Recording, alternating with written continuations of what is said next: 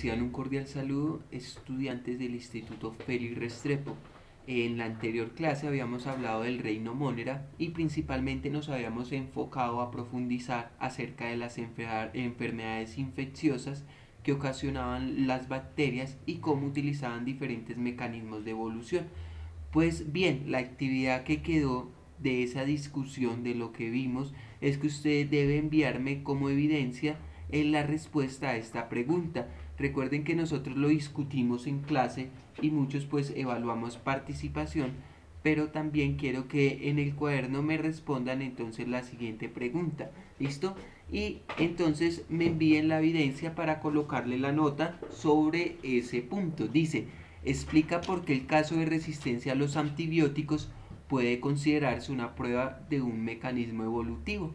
Si nosotros miramos rápidamente la figura 27, dice, se observa el proceso de resistencia a los antibióticos y las bacterias que tienen la mayor y el mayor índice de resistencia según la Organización Mundial de la Salud, la OMS.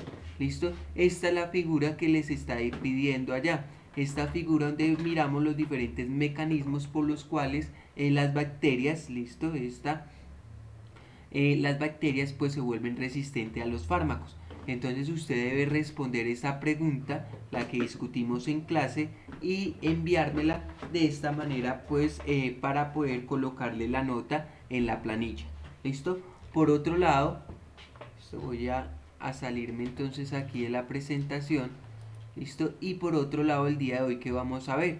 Nosotros vamos a ver los virus. ¿Listo? Vamos a mirar qué caracteriza un virus y si ese virus puede considerarse como un ser vivo o no. ¿Listo? Entonces los virus se caracterizan principalmente porque son estructuras microscópicas que atacan a las células de otros seres vivos para reproducirse. Resulta que los seres vivos no se consideran los virus no se consideran seres vivos porque no son capaces de reproducirse, sino que tienen que invadir una célula, en nuestro caso una célula normal. Al invadirla el virus de una vez accede al núcleo de la célula y empieza a manipularla y a pedirle que replique nuestra información la información de que tiene, en este caso la información genética, que es el ácido ribonucleico que tienen los virus, y de esta manera logran reproducirse. ¿Listo? Los virus son muy simples, están formados por un material genético rodeado por una cubierta más o menos compleja. Entonces es un material genético. ¿Qué tipo de material genético? Pues generalmente es ácido ribonucleico. Son parásitos porque para reproducirse tienen que infectar células vivas. Por esta razón, muchos virus provocan enfermedades, algunas leves, pero otras muy graves que pueden ocasionar la muerte del organismo. Nosotros pues estamos viviendo en plena pandemia, ¿listo? Del COVID-19 y sabemos que es ocasionado por un virus, ¿listo? Y que este virus es letal al ingresar en el organismo. En 1918 hubo un virus que era el virus de la gripa española, luego de que termina la Primera Guerra Mundial. Esta Primera Guerra Mundial va de 1914 a 1918 y una vez termina la Primera Guerra Mundial, que es una guerra que se caracterizó por ser un enfrentamiento cuerpo a cuerpo y sangrienta, pues arranca una oleada de la gripa española, que es uno de los virus que más ha impactado en la humanidad, ya que se transmitía, su principal medio de contagio era a través del aire.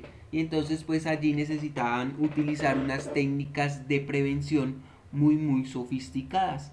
No es como el virus actual, que este virus dura principalmente 3 horas en el aire y precipita las superficies, y pues nosotros nos contagiamos principalmente por tener contacto, ¿listo? A través del tacto, ¿listo? Y entonces nosotros sabemos los virus, cómo los virus pueden poner en un momento, digamos, en jaque la existencia del ser humano. ¿Listo? Entonces, para que tengamos presente, frente a los virus, ¿qué se ha hecho? ¿Qué ha hecho el ser humano? Para prevenir las enfermedades provocadas por los virus se emplean las vacunas. Ojo, para prevenir. Principalmente lo que tiene la función de una vacuna era prevenir, ¿listo? Prevenir las enfermedades. Las vacunas, ¿qué son eso? Son preparaciones que se administran para que el organismo desarrolle defensas específicas contra el virus. De este modo, si el virus produce una infección, el organismo tendrá las defensas adecuadas para eliminarlo y no enfermar. ¿Qué quiere decir esto? A la hora de que nosotros nos inyectan una solución, ¿listo? En esa solución va el virus, ¿listo? Ese virus, una vez inyectado en el cuerpo, pues como va muerto, no se va a poder reproducir y el sistema inmune va a poder estudiarlo, va a poder analizarlo y va a mirar, buscar diferentes estrategias para sacarlo de nuestro cuerpo. Entonces, por esa razón, cuando nos dan una vacuna, nos aplican una vacuna, sentimos fiebre, inflamación e incluso dolor. ¿Listo? Es porque nuestro sistema inmune se ha activado y está luchando contra ese virus que ya está muerto y está mirando cómo lo saca del organismo. Una vez nos han vacunado y a nosotros nos da una enfermedad, pues resulta que rápidamente el sistema inmune, cuando nos invade esa enfermedad, ese virus, pues el sistema inmune lo reconoce, listo, ya lo ha estudiado previamente y el sistema inmune es muy sabio y de esta manera pues tiene memoria y ya sabe cómo eliminar ese virus y cómo tratarlo, listo. Incluso hay virus que van mutando y la vacuna va perdiendo efectividad y entonces pues necesitan crearse unas nuevas vacunas más específicas, listo, para que nosotros lo tengamos presente. Listo, de acuerdo a esto usted va a desarrollar una actividad, listo, va a responder la pregunta 7, 8 y 9 que aparece acá. Dice, a raíz de los estudios llevados a cabo sobre los microorganismos, los científicos han descubierto cómo prevenir y curar muchas enfermedades. Por esta razón, en la actualidad, la esperanza de vida de las personas es casi el doble que hace 100 años. Investiga este hecho. Después, mediante la técnica de trabajo cooperativo, mediante una técnica de trabajo cooperativo, esto no me importa a mí me interesa que usted responda a esta pregunta, que es, ¿qué científicos han contribuido a descubrir nuevos tratamientos? ¿Qué tratamientos han desarrollado? ¿Qué enfermedades infecciosas aún no tienen tratamientos efectivos frente a los virus? Como por ejemplo el VIH, ¿listo? También tenemos la malaria, que todavía es causada, listo, por un virus y todavía pues no ha podido ser tratada, la tuberculosis, y es mirar qué científicos han contribuido, listo, el mismo COVID-19, qué científicos han contribuido al tratamiento de estas enfermedades causadas por virus. Listo, en la pregunta 8 me dicen, ¿para qué sirven las vacunas? Elige la opción correcta y argumenta tu respuesta en tu cuaderno. Me dan opción A, opción B y opción C y yo debo escoger una de esas y explicar por qué la seleccioné. La pregunta 9 es igual a la 8. Me preguntan por qué no se puede inyectar con la misma jeringa a dos personas y me dan opción A, opción B, opción C y opción D. Usted debe escoger la respuesta correcta y argumentar por qué la escogió. ¿Listo? Para el día de hoy pues vamos entonces, ya hemos visto reino protisto, reino fungi o reino de los hongos, reino monera, ¿listo? Hemos hablado algo de las bacterias, de los virus, perdón, que en este caso los virus pues no son considerados como seres vivos y vamos entonces a profundizarnos un poquito y vamos a hablar sobre el reino de las plantas. Este reino usted lo sabe, lo conoce muy bien, derecho y al revés, y hoy pues vamos a hablar acerca de este reino y vamos a profundizar un poco más. El reino planta, listo, es conocido generalmente como las plantas, incluyen a los organismos eucariotas. Resulta que las plantas tienen unas células eucariotas que se caracterizan principalmente porque tienen tres organelos principales. ¿Cuáles son? La clorofila, que le permite pues tener en este caso los cloroplastos que se encuentran en las hojas y le permiten hacer proceso de fotosíntesis.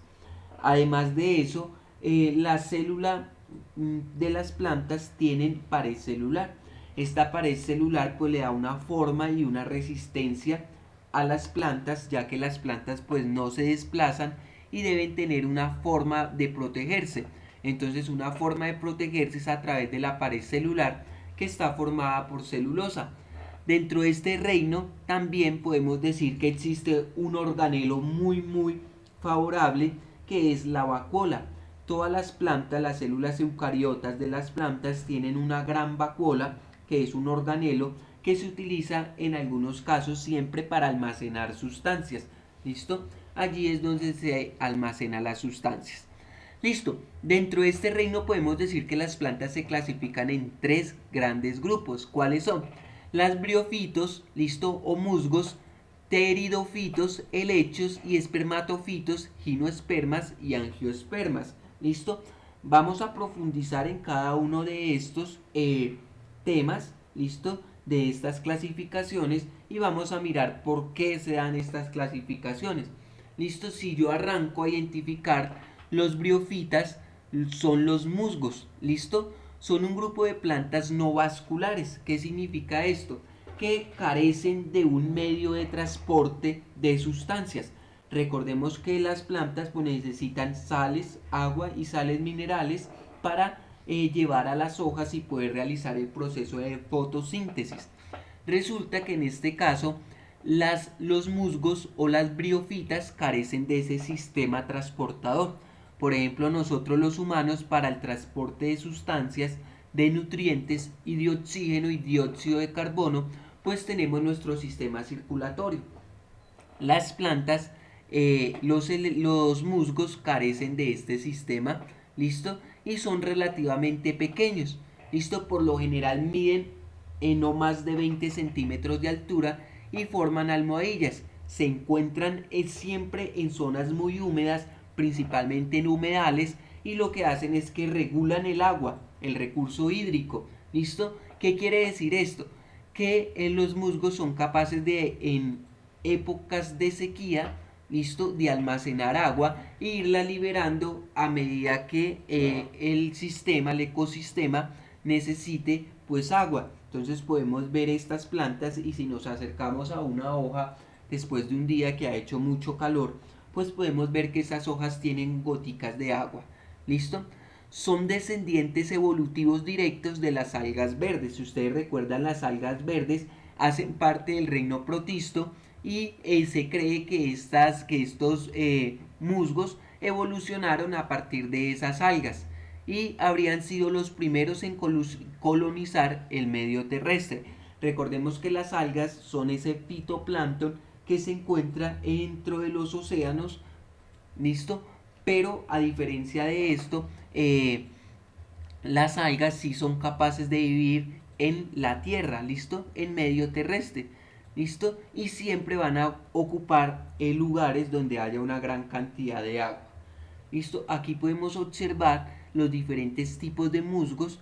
Dentro de este grupo hay diversidad de especies, pero los más comunes son los del género Sanapum, ¿listo? Sanum, que llegan a recubrir el 1% del total de la superficie terrestre.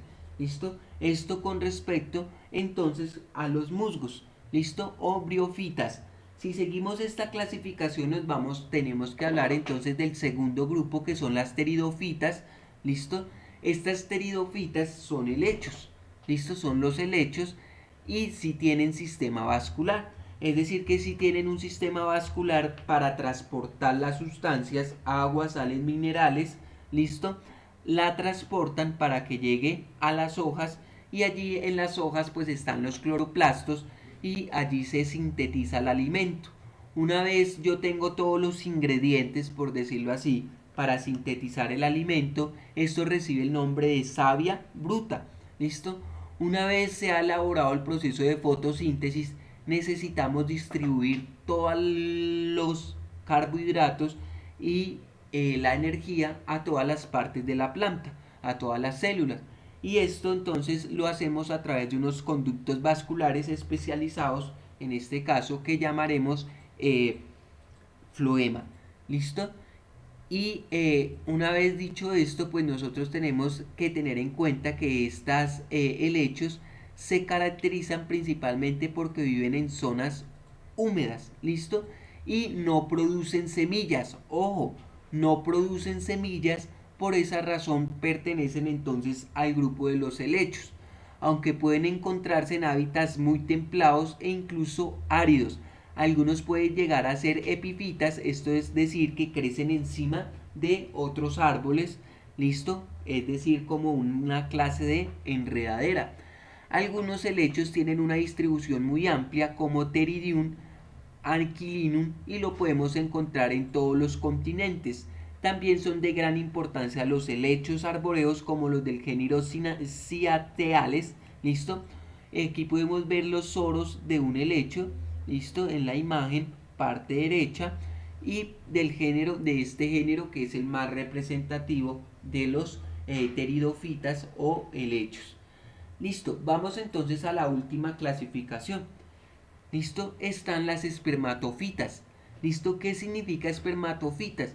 Estas son plantas vasculares. ¿Por qué son plantas vasculares? Porque tienen sistemas especializados para transportar tanto la savia bruta como la savia elaborada. Entonces, para transportar el agua y las sales minerales hasta las hojas, para poder realizar el proceso de fotosíntesis savia bruta, pues utilizamos unos conductos, perdón, la planta utiliza unos conductos especializados que en este caso pues van a hacer rápidamente el xilema.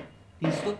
Una vez se ha hecho el proceso de fotosíntesis, la planta lo que va a hacer es que inmediatamente va a distribuir el alimento y la energía a todas las demás células de la planta y utiliza para hacer esto un sistema vascular especializado que es el floema.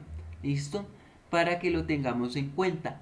A diferencia de los helechos, estas plantas que son espermatofitas se caracterizan principalmente porque sí son capaces de producir semillas. ¿Listo?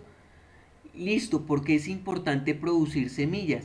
Listo, además las semillas, listo, es un avance, la semilla es un gran avance evolutivo en las plantas, puesto que éstas pueden propagarse a espacios muy lejanos y permitir la planta colonizar nuevos hábitats.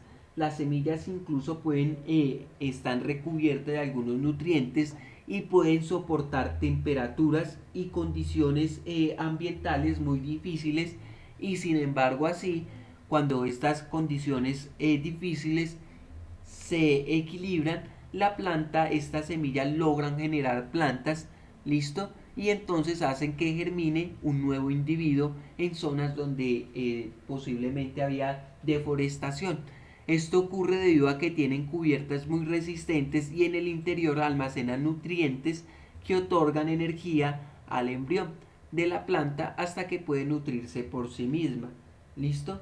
Una vez hecho esto, pues vamos entonces a seguir hablando de estas plantas que se dividen en dos grandes grupos. Las espermatofitas se dividen en dos grandes grupos que son las gimnospermas y las angiospermas.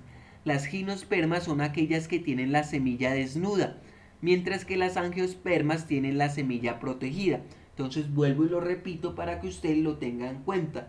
¿Listo? Las gimnospermas son aquellas, listo, plantas que tienen la semilla desnuda, mientras que las angiospermas tienen la semilla protegida. Las espermatofitas poseen flores que actúan como sistema reproductor de la planta. En ellas se originan gametos que pueden ser óvulos, gametos femeninos, o polen, que es el gameto masculino, y el polen de una flor masculina puede propagarse y llegar hasta una flor femenina, en la cual fecundarían al óvulo en un proceso conocido como polinización. De esta forma se generan una semilla que puede permanecer mucho tiempo en lactancia hasta que germina y da lugar a una nueva planta. Entonces las espermatofitas tienen la capacidad de producir semillas, y estas semillas pues pueden germinar luego de vivir en condiciones ambientales muy extremas. ¿Listo? Y de esta manera pues sabemos que se dividen en dos de acuerdo a si están cubiertas o no, o si están protegidas, en angiospermas y gimnospermas. ¿Listo? Aquí en la imagen de la derecha usted rápidamente va a poder observar, ¿listo? Que tenemos entonces nuestra flor, ¿listo? Esa flor, esa parte de la flor tiene entonces una antena. Mire que la semilla está protegida, y está protegida entonces en este caso por la flor. ¿Listo? Tiene una antena, ¿listo? Esta partecita de las antenas se caracteriza porque ahí están los granos de polen, que en este caso es el gameto masculino, ¿listo? Por otro lado, si usted mira, hay un óvalo, ¿cierto? Perdón, un ovario en forma de óvalo, ¿listo? Y este ovario, pues ya sabemos que es el sistema, el gameto reproductor de la planta, ¿listo? Femenino.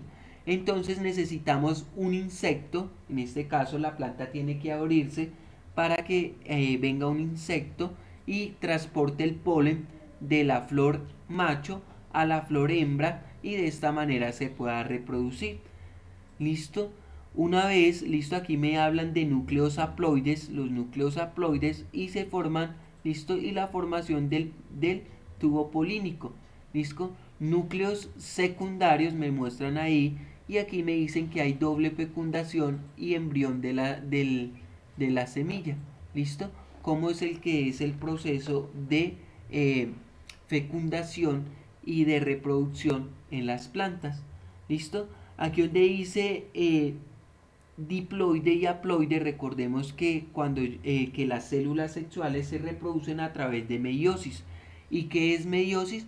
Pues es cuando la planta, listo, hace su división celular y es capaz de reproducirse, en este caso, para dar origen a un descendiente. Entonces la flor hembra coloca la mitad de sus cromosomas y la flor macho coloca la mitad de sus cromosomas.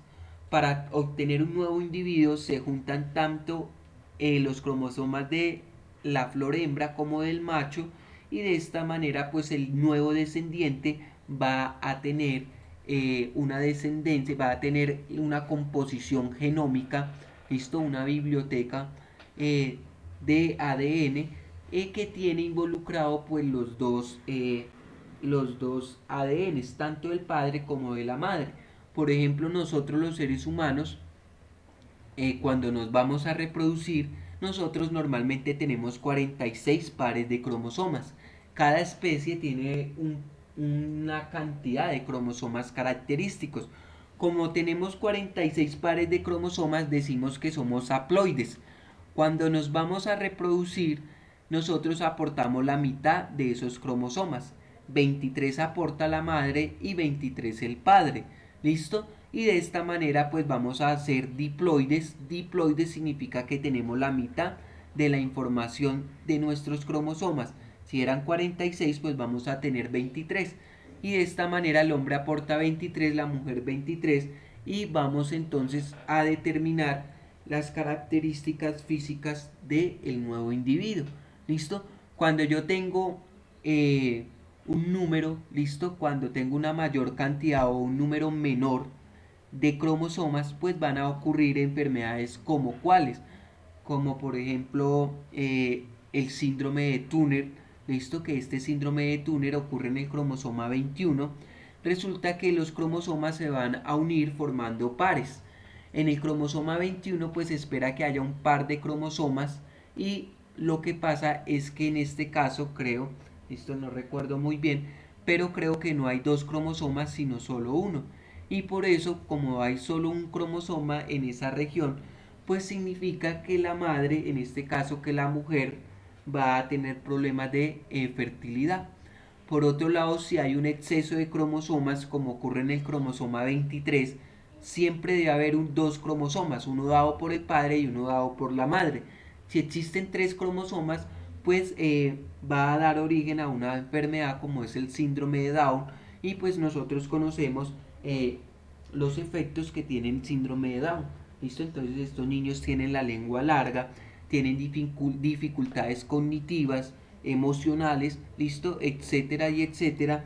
Entonces para que usted lo tenga en cuenta. ¿Listo? Voy a dejar la clase hasta acá, ¿listo? Hasta donde vamos y vamos a dar paso en este caso a las actividades que ustedes deben realizar. ¿Listo?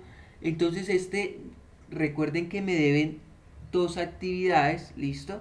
Las dos actividades, una de las bacterias, otra de los virus y esta que dejaremos acerca entonces de las plantas. Investiga sobre el ciclo de vida de briófitos, es decir, sobre los musgos y pteridofitos helechos y compáralos con el ciclo de vida de una planta espermatofita. ¿Listo? Vamos a mirar cuánto es el ciclo de vida, cuánto viven estas plantas y pues cómo, qué características hacen que su ciclo sea muy diferente. ¿Listo?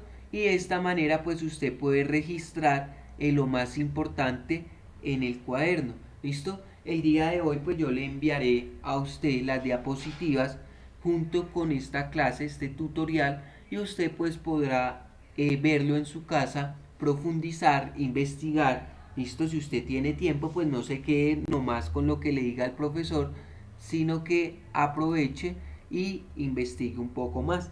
Listo, les agradezco por su atención prestada, me disculpo por enviar tarde la actividad, entonces pues usted puede tomarse más tiempito para realizar la actividad en calma. Listo, me la puede enviar entonces dentro de 8 días, listo, como plazo máximo dentro de 10 días. No olviden que aquellos que deben todavía actividades pues las estoy recibiendo. Listo, les deseo un feliz día y muchas gracias por la atención prestada.